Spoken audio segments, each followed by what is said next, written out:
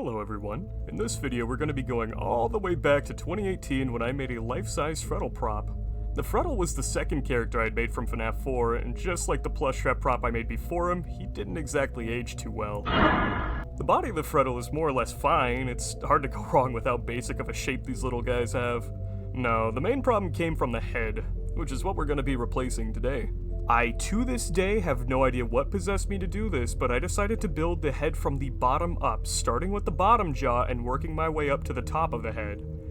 As you can probably tell, this is not exactly a sound strategy. For context, it's usually better to start with the core shape of the head, building off of it from there, with the bottom jaw only coming into play after the main shape of the head is complete.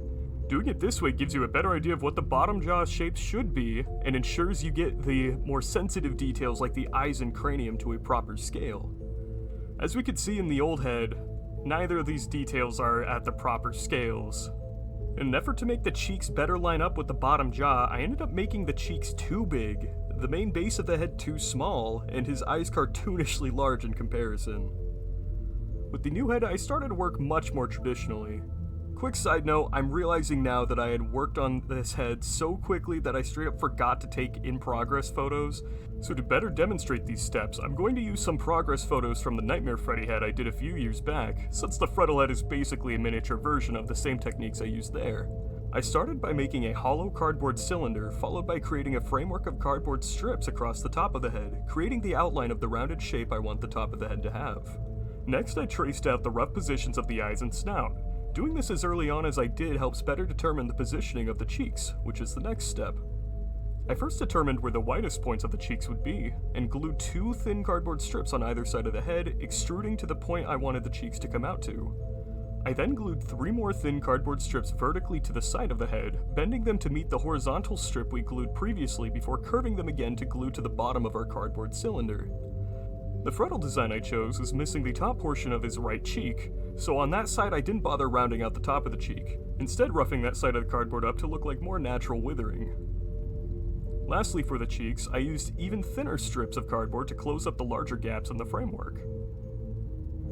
Next item on the list was the snout. I traced the rough shape of the snout onto an inch-thick sheet of foam and cut it out before realizing that I need to make the snout a little bit thicker, so I added another half-inch of foam to the snout to make it pop out a little more. I then went back and added a gash into the side of the snout that would line up with the withering running across the side of his face. Lastly, for the snout, I cut a groove inside of it to provide a spot for the teeth to be fitted inside once that step came. At this point, I finally began to work on the bottom jaw, which is what I should have done the first time. The process of creating the jaw was simple enough. I started by placing the head base and snout on a flat piece of cardboard before slowly chasing the outline onto it. I then rounded out the parts where the head base tapered off into the snout, creating a sort of uneven oval shape. I then glued an inch-thick strip of cardboard to the front of the mouth and a 2-inch strip to the back of the mouth before cutting a slope onto each area where the two strips would meet to better transition them into each other. The last external components I'd make before the fabric wrapping stage would be the ears. I started by drawing the rough shape of the ears onto a piece of cardboard before cutting it out to use as a template. I then used the template to trace the ear shape onto an inch-thick sheet of upholstery foam twice. Using the template ensures that the ears will be perfectly symmetrical to each other, and also will save me some time on the off chance I decide to go back and make the other two Freddles later down the line. With the base of the ears cut out, I rounded out their edges and scooped a small divot into their centers. Lastly, I cut a small slit into their base and glued two strips of plastic mesh into them, allowing them to be attached to the base of the head. With the base structure built, it was time to move on to the fabric wrapping. For my choice of fabrics, I couldn't find the exact fabric I had used years ago on the Freddle's body, so my choices were down to a brown fleece I used for the Ignited Freddy commission I did a couple years back, or a darker brown flannel I used on a Nightmare Freddy costume I made for my little cousin that I don't think I ever ended up showcasing on this channel. Here it is in case you were curious. Anyway, I decided to go with the fleece, primarily because when it's pulled tight it naturally tries to stretch and curve, but also I felt the shade matched the Freddle's body a little more. I started with the base of the head, splitting it into two parts. I began with the lower half, making sure the fabric contoured around the cheeks and was snugly tucked around the bottom of the head. I then took a larger strip of fleece and wrapped it around the upper half of the head, cutting and folding the fabric to lay flat on top. With the base fabric applied, I cut open any spot where the withering was shown on my references, and glued black flannel underneath to hide the cardboard base. I then moved on to the snout. I used the same light tan plaid fabric I used on the Nightmare Freddy head, as well as my Nightmare Cupcake from the last video, neatly pulling the fabric back and gluing it down to the areas that'll be hidden from sight once the head is complete. I then cut open a hole in the fabric where the withering was, gluing the fabric down to the edges to ensure it wouldn't fold up and expose more of the foam than I wanted it to. Lastly, the snout was glued to the face, being careful to line up the withered sections to match each other. The ears were simple enough, the only challenge really coming from needing to be extra careful about avoiding adding too much glue or burning yourself when working on small areas like this.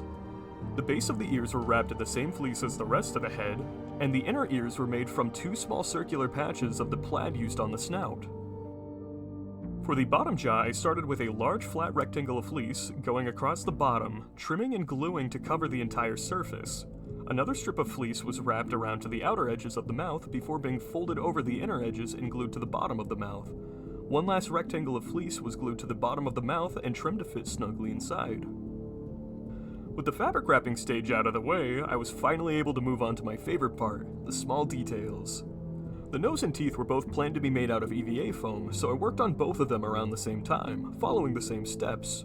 I traced the rough shape out into the EVA foam, using a template I made for the teeth in an attempt to make the teeth all roughly the same size. I left each row of the teeth as one continuous piece, primarily to make gluing and painting a much easier process down the road. The nose was made of 2 components, a front component and a top component that would be glued together at a later time. I trimmed the rougher edges of both the teeth and the nose with scissors before further smoothing them out with a Dremel.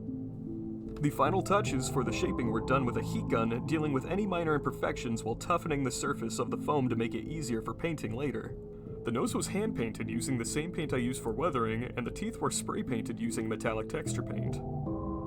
The weathering process was simple, and I've already covered it in my previous Nightmare Cupcake video, so I'll keep this brief. Essentially, I dry brushed glossy black paint onto the head, focusing primarily on any hard edges. While I usually apply the paint to a paper towel first to limit the amount of excess paint I get on my brush, for cases where the bare foam was exposed on the snout, I applied the paint directly on, letting it soak in to mask any of the foam's natural white color. While I do own several dry brushes, I actually mainly use spare foam offcuts for this process. The main reason being to limit the amount of foam I just throw away, but also to stipple the paint across flatter areas. With the weathering done, I glued the nose and teeth into place, and it was time to move on to the hat.